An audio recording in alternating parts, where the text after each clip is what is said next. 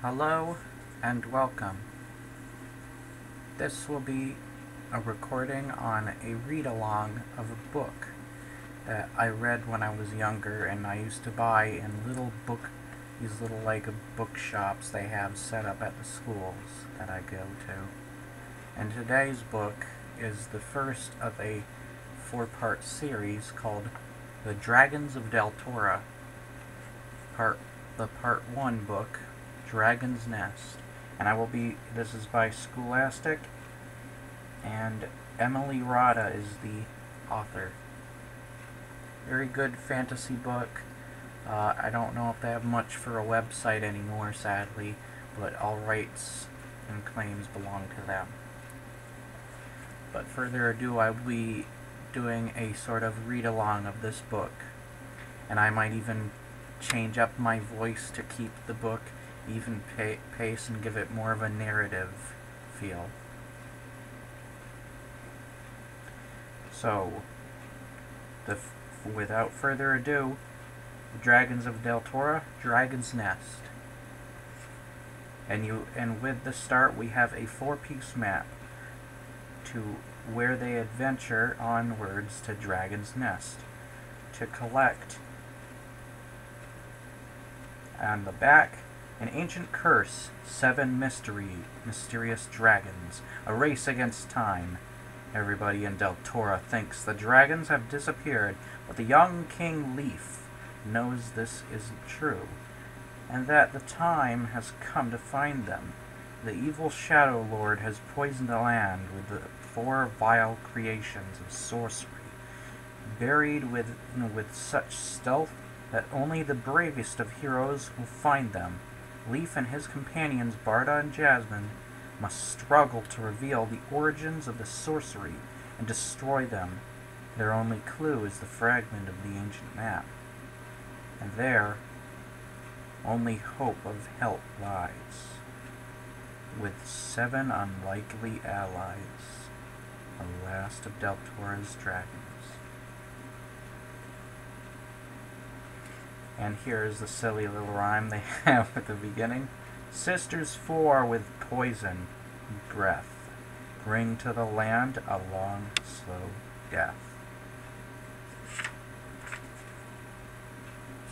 There will be 4 books we will be taking on.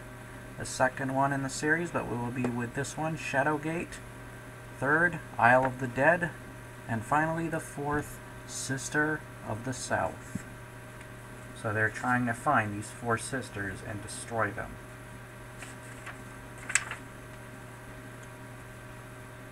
For Reuben Jackman. Let us begin with Chapter 1, The Voice in the Crystal. Unwillingly, Leaf joined the crowd, flocking up the sweeping stairs to the Palace of Del. His legs felt heavier with every step. The sweet morning air was cool, but his hands were slippery with sweat. The other people on the stairs stood back respectfully to let him pass. Some bowed low. Many smiled and waved, thrilled to see their king among them. All whispered and pointed at the glittering, jeweled belt he wore. The magic belt of Deltora. Leaf forced smiles and waves in return. But his heart sank as he saw how thin the people were, how shadowed were their eyes. He looked up. The great carved doors of the palace yawned wide above him. Through the doorway, he could see only darkness, and from the darkness, "I am waiting for you, little king." The voice of the Shadow Lord struck, hissing in his mind. He had been prepared for it, but still he froze. "Are you greeting your miserable people, little king?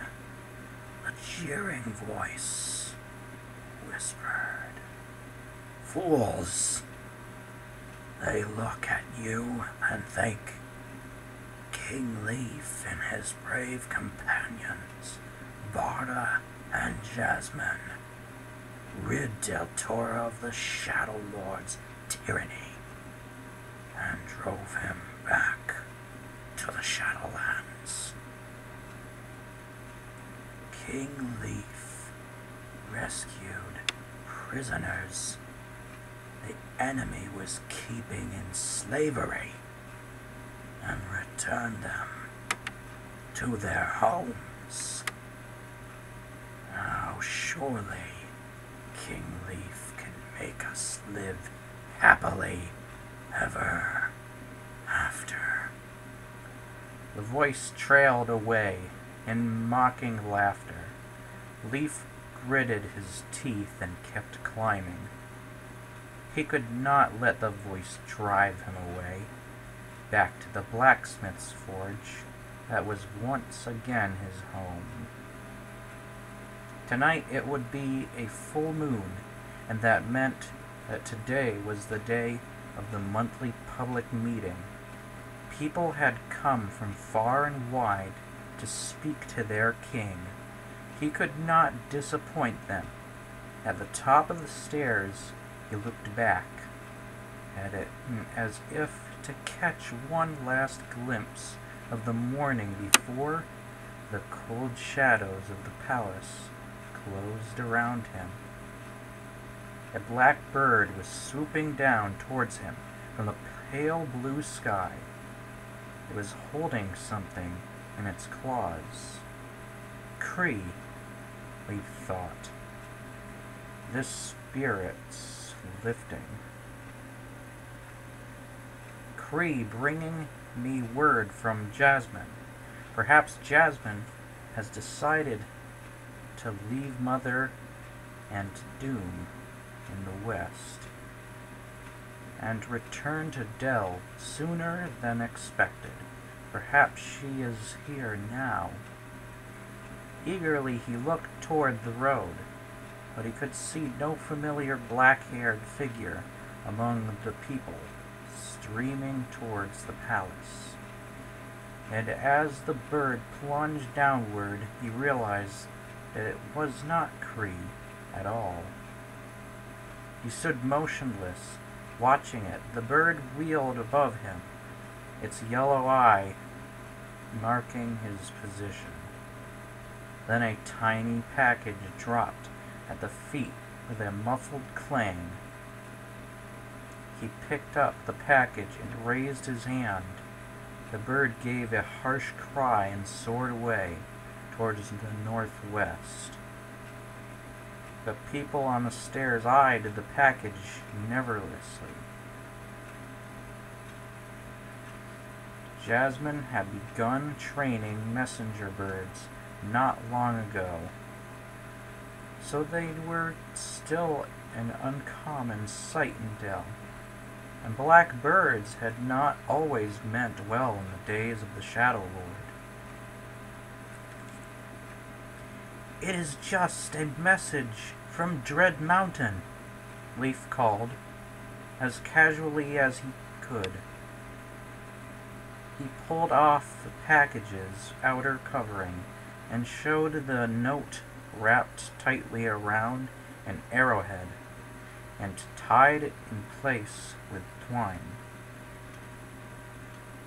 "You have stopped again. Coward, very wise. Now turn and run. Like the sniveling blacksmith's son, you really are." Leaf moved quickly through the palace doors into the vast echoing space of the entrance hall. The hall was already crowded with chattering people. Leaf knew that the noise must be great, but to him it seemed nothing more than a low drone. It was as though he were trapped inside a bubble.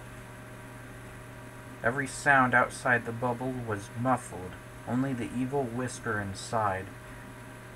It seemed real. Ah, you are closer to me now. Do you see your people before you, swarming like starving rats? Leif looked down at the jeweled belt. The ruby was pale. The emerald was dull. The gems felt danger, evil. Leif, what news? The voice rang out, confident and strong, shattering the bubble, setting him free. Leif looked up and saw Barda, striving towards him, dressed for the meeting in his uniform of chief of the palace guards. The pale blue uniform trimmed with gold was very different from the rough clothes Barda had worn when Leif had first met him. But Barda's brown, bearded face was the same, though his broad grin was a little forced. He looked at Leif closely as he claps his hand. Wordlessly, Leif showed him the arrowhead. Barda glanced around the crowded entrance hall, then jerked his head towards a roped-off hallway at one side. We will get some peace in the new library, he murmured. Old Joseph is still at breakfast. Leif nodded, and together they stepped over the rope barrier and hurried down the hallway. Soon they were standing in the huge box-filled room that was Joseph, the librarian's despair. Joseph had not wanted to move the library down to the ground floor. The library on the third floor of the palace had been his pride and joy. He wanted it to stay exactly as it had always been. But Leif had insisted the third floor of the palace was not safe. It had to be closed and never used again. For on the third floor, at the end of the sealed hallway, in the center of a bricked-up white room, was... You will never be free of me, Leif of Deltora.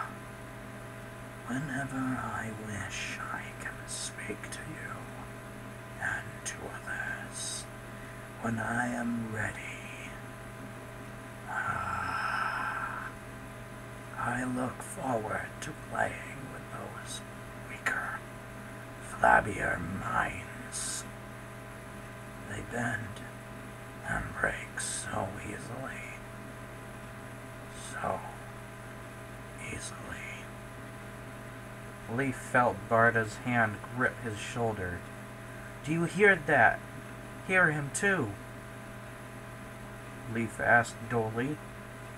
The crystal is the window through which my mind and voice can reach you. You will never be free of me. Never. Not as you do, I think, Barda said. For me, there is only a feeling, a bad, bad feeling. Leif looked at his friend. Barda's face was grim. You should not be sleeping at the palace, Barda, he said. This is getting worse. Far worse for you than me, Barda said. You should not have come. Even at the forge, the whisperings enter my dreams, Leif muttered.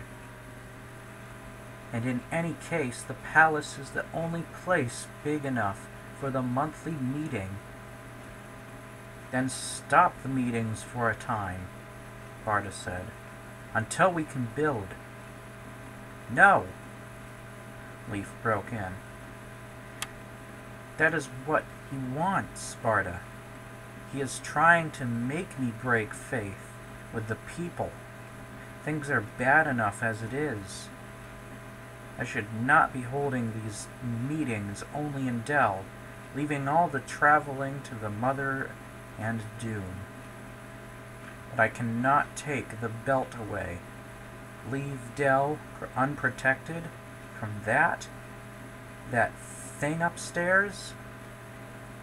Blindly he tore at the twine around the arrowhead and freed the note.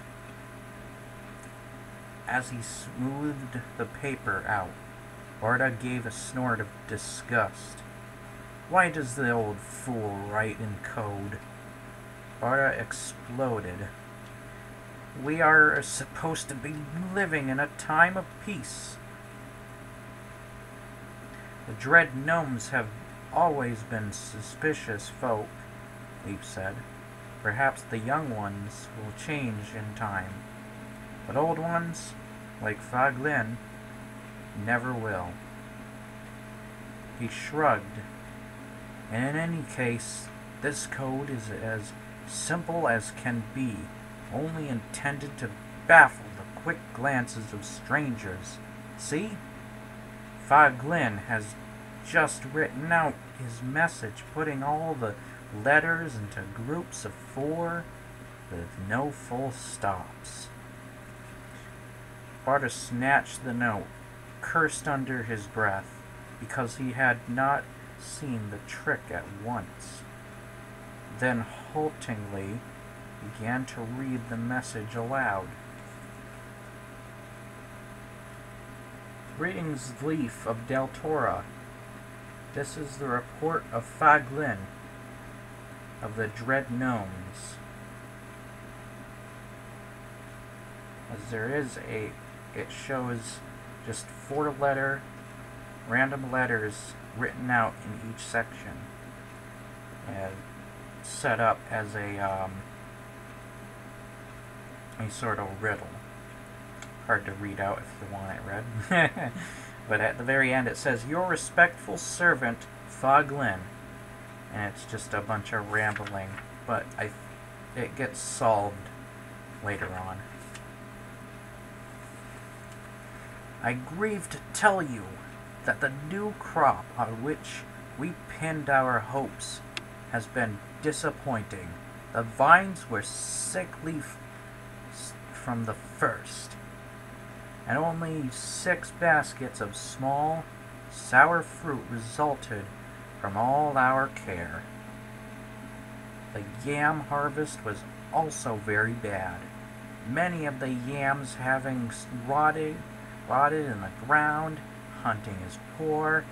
There are few fish in the stream. He broke off, shook his head, and read on. If only we could eat the fruit of the boulong trees, like our neighbors, the kin. The boulong trees thrive like the weeds they are, but all parts of them disagree with us. It will be another hard winter on Dread Mountain, I fear. He handed the note back to Leaf, his face very grave. So, he said, more bad tidings north, south, east, and west. It is the same story, but Faglin did not ask for food to be sent, as the other tribes did. He is too proud for that, said Leaf. He would rather starve than ask for help. And perhaps he guesses that we have little to send. In any case, suddenly he crumpled the note into a ball and threw it across the room. Oh, what are we doing to do? He groaned. The people have worked so hard, and we have given them every help we can.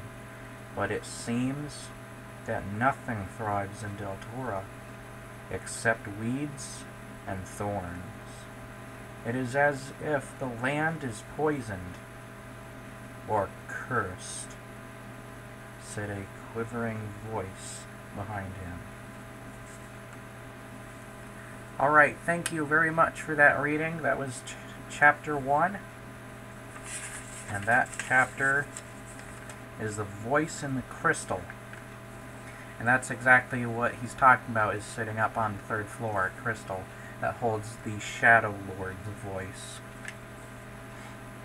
I think you could get it more from, there's other quest books. I have them actually here with me. There's a series called Deltora Quest, and I don't know if those are the ones that start it, but there's a ton of different mixed up books. But I feel like this is a respectable one to go with, The Dragons of Deltora, because not only is it one of the shorter series, but it's also one of the better series, one of the cooler ones. Because there's a lot of really cool little moments here and there, and I really hope that that's also the cover of the book. Hope that Emily Rod is still doing a lot of awesome, neat books for Scholastic, as I don't know if I can really find the website for her official books, because it says it right back here, www.scholastic.com/World of Deltora, and I went there and I found nothing but the Scholastic site. They used to have all sorts of Deltora stuff. They still have Deltora games, but that's about it. You would have to look up the books, in other words. They used to have like a whole section for Emily Rada stuff. But that's your books. These are cool little fantasies. I think my favorite one is Shadowgate, which is the second one. And Isle of the Dead is pretty cool. But right now we start off next time on chapter 2 of this book. And how many chapters are there in total? 19 chapters. And this book is about deprived of... I've already read through this whole book, so I know what happens. 181 pages. I've read all these books, actually. That's why I know which ones are my favorites. But it all depends on what your favorite is. Also, tell me if you really liked this video, how I did with my read-along, and what you think of the book so far, even though it's just the first chapter. Thank you very much. I hope you enjoyed this book. Please like, favorite, and subscribe. This is Tam's read-along of The Dragons of Deltora, the first book in Emily Rada's series by Scholastic, Dragon's Nest. We'll start off on Chapter 2, Tales of the Dragons. Thank you, and see you next time. Bye-bye.